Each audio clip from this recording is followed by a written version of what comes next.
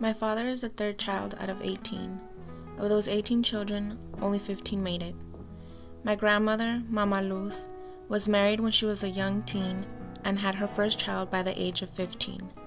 She had her last son at the age of 40. Over all those years, she had a child about every 2 years.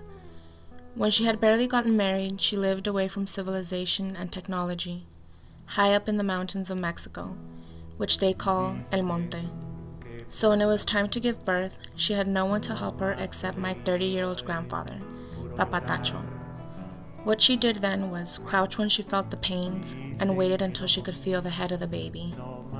Then she pushed it out, caught it, and sent Papatacho for the scissors and blanket.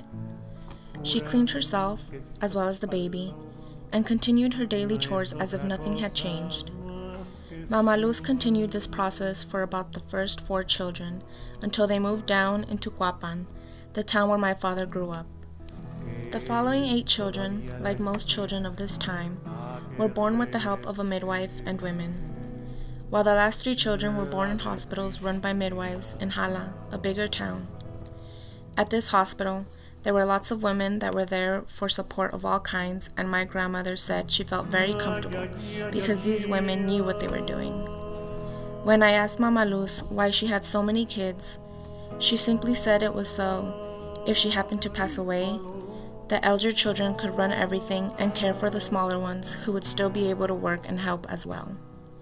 Like many women, Mama Luz had children so they could help work the farm and make money.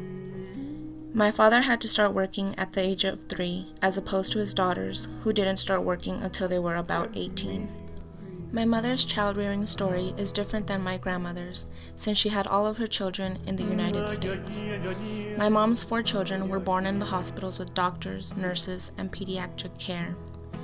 Like many women who gave birth in the 1980s, my mother had the luxury of having a room to herself, where my father was allowed in for 2 of the births.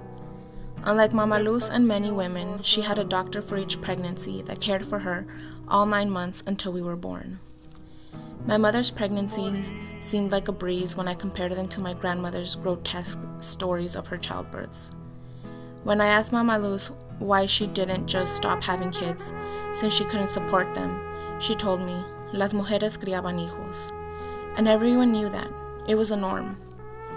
When I asked my mom why she didn't have any more children, she said, I couldn't even handle 3. It's expensive and time-consuming." She says it's different than in Mexico, where women do not need to work to help sustain the family. Children here are sent to school and have no need to help work. My mother was lucky to have doctors help her through her childbirths, where Mama Luz had no one at one point but Papatacho, who had no idea what was going on. Children in Mexico during the late 1940s were born for a very distinct purpose, as opposed to my mother's kids in the U.S. starting in the late 1980s. The story of childbirth has seen many changes, just like the story of Mama Luz and my mother. No es otra cosa más que su alma.